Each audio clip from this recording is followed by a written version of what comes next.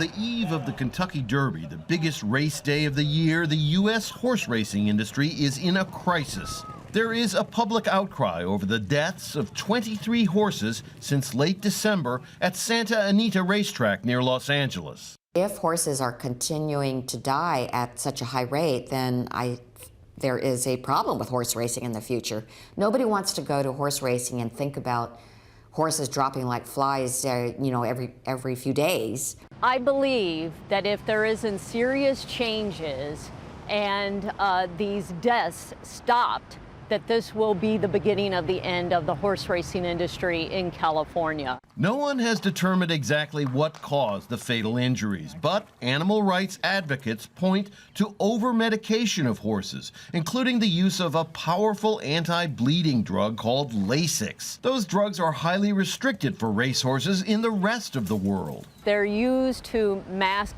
the injuries. And so that's what you see with these horses breaking down on the tracks, is that they mask them for pain, anti-inflammatories and whatnot, and they still race them. The Los Angeles County prosecutor has launched an investigation into the deaths.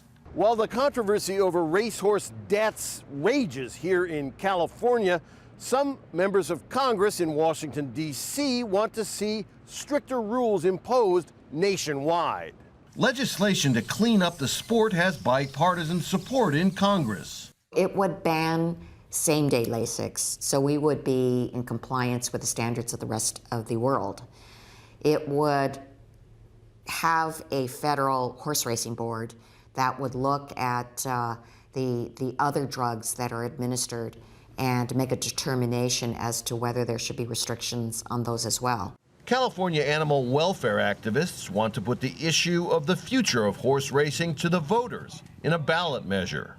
We did some polling, and what the polling shows is 2/3 of Californians either want it shut down, a ban, or raise the standards. Horse racing is a multi-billion-dollar sport, but the animals too often pay the ultimate price. Rob Reynolds, Al Jazeera, Los Angeles.